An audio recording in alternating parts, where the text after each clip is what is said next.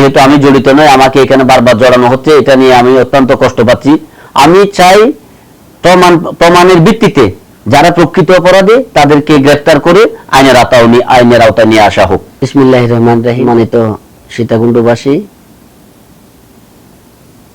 সবাইকে জানাচ্ছি সালাম, আসসালামু আলাইকুম। আমি মোহাম্মদ রুকন উদ্দিন, মেম্বার, উত্তর জেলা যুব দলের যুগ্ম সাধারণ সম্পাদক, সলিমপুর ইউনিয়ন ৬ নং ওয়ার্ডের সাবেক নির্বাচিত মেম্বার। আমি আজকে মূলত আপনাদের সামনে একটি কথা বলার জন্য এসেছি যে গত ৯ তারিখ সারা দেশ আলোচিত একটি প্রশাসনিক অভিযান সীতাকুণ্ড ১০ নং সলিমপুর ১ নং ওয়ার্ড জঙ্গল সলিমপুর এলাকাতে একটা বিশাল অভিযান পরিচালিত হয়েছে আইন শৃঙ্খলার যৌথ বাহিনীদের মাধ্যমে। ওই অভিযানে চট্টগ্রামের আলীনগরের শীর্ষ সন্ত্রাসী ইয়াসিনকে ধরার জন্য আপ্রাণ চেষ্টা চালায় আইন শৃঙ্খলা বাহিনী। বিগত দিনে ওনার যে কর্মকাণ্ড, অবৈধ কর্মকাণ্ড ওখানে পরিচালিত হয়েছে, মানুষ অতিষ্ঠ হয়ে গেছে তার বিরুদ্ধে। এবং সম্প্রতি আরেকটা ঘটনা, যেটা প্রশাসনের র্যাব পর্যায়ের একজন কর্মকর্তাকে ওখানে সরাসরি নির্মমভাবে খুন করা হয়। সেই কারণে একটা বড় ধরনের অভিযান পরিচালিত হয়েছে। সেটার জন্য আমরা সীতাকুণ্ড তথা সলিমপুরবাসী আইন শৃঙ্খলা বাহিনীকে ধন্যবাদ জানিয়েছি।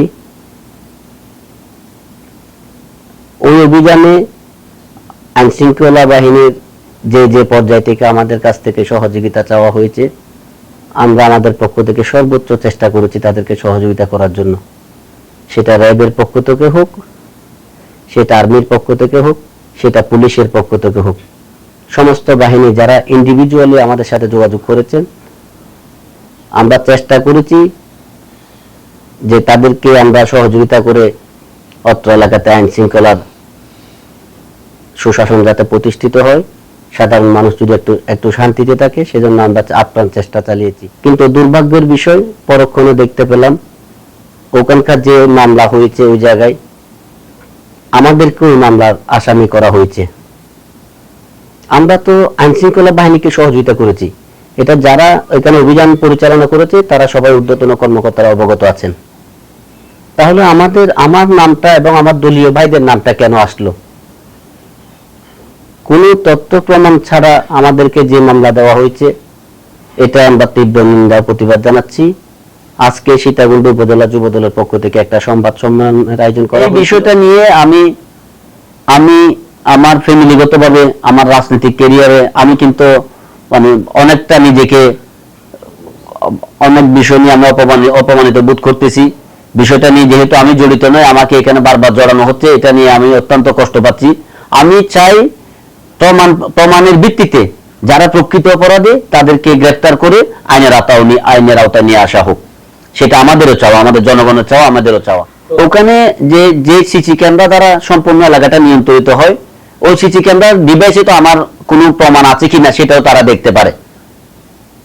আমার কোনো ওখানে সশরীরে আমি কখনো গিয়ে ওই জায়গাতে কোনো ধরনের কোনো কর্মকাণ্ড আমি জড়িত নাই রাজনীতির বাইরে। আরেকটা বিষয়, জাতীয় নির্বাচন অল্প কয়েকদিন আগে শেষ হয়েছে, যে আগামী অল্প কিছুদিনের মধ্যেই স্থানীয় নির্বাচন অনুষ্ঠিত হতে যাচ্ছে।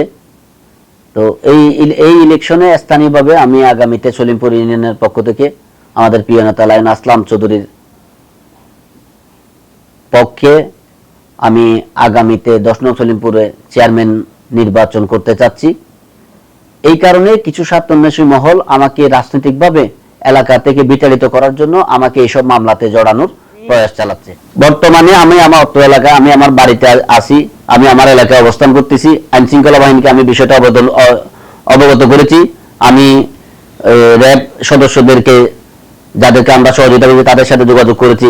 প্রশাসনের পর্যায়ে আমার নেতা, আমার লিডাররা বলেছে, তাদের সাথে যোগাযোগ করেছে বিভিন্ন পর্যায়ে, যে আমাদেরকে এখানে জড়িয়ে কেন আমাদেরকে ছেলেদেরকে মামলা দেওয়া হচ্ছে। এটা কিন্তু অত্যন্ত আমাদেরকে পীড়া দেয় জিনিসটা। আমরা যদি নিরীহ, আমরা অতীতে অত্যন্ত কষ্ট পেয়েছি। আওয়ামী লীগ স্বৈরাচারে আমলে আমরা এলাকাতে থাকতে পারি নাই দীর্ঘ বছর। বিভিন্ন বানোয়াট মামলা, গায়েবী মামলা দিয়ে আমাদেরকে হয়রানি করা হয়েছে। এখন যেহেতু গণতন্ত্রের শাসন প্রতিষ্ঠা হয়েছে বাংলাদেশে, তাহলে আমরা এখনো যদি সেই মামলাতে যদি আমরা এখানে এলাকা থেকে বিতাড়িত হয়, আমরা যদি কষ্ট পাই, তাহলে আমরা মানে আর এটা এখানে মানে বলার অপেক্ষা রাখে না, আমাদের অধিকার হরণ করা হচ্ছে। আমাকে বারবার এই জঙ্গল সলিমপুরে ওখানকার যে সন্ত্রাসী আছে ইয়াসিন, ওখানে আমাকে জড়িয়ে ফেলে, যে কোনো বিষয় নিয়ে আমাকে জড়িয়ে ফেলে। যে জঙ্গল সলিমপুর আমার এখান থেকে 10 কিলোমিটার দূরে, ওখানে কোনো ধরনের কোনো সম্পর্ক আমার ওই জায়গায় নাই। পলিটিক্যাল যে বিষয়টা, যেহেতু আমরা সলিমপুরে দায়িত্ব আছি, হয়তো পলিটিক্যাল বিষয়টার সাথে আমাদের সাথে পলিটিক্যাল লোকজন যারা আছে তাদের সাথে আমাদের সম্পর্ক আছে। ওখানকার অভ্যন্তরীণ কোনো বিষয়ে আজ পর্যন্ত কেউ আমাকে কোনো কিছু প্রমাণ দিয়ে বলতে পারবে না যে রুকন মেম্বার কোনো একটাতে ফ্ল্যাট ব্যবসাতে আছে অথবা কোনো একটা ওদের অভ্যন্তরীণ কর্মকাণ্ডে জড়িত আছে। এই ধরনের প্রমাণ দিতে পারলে আমি আইন শৃঙ্খলা বাহিনীর কাছে নিজেকে সুপর্দ করব। আমি বারবার এই কথাটা বলতে চাই যে অল্প কয়েকদিন আগে ওখানে একটা গণপিটানি দিয়ে একটা মানুষকে আলীনগরে নির্মমভাবে হত্যা করা হয়েছে।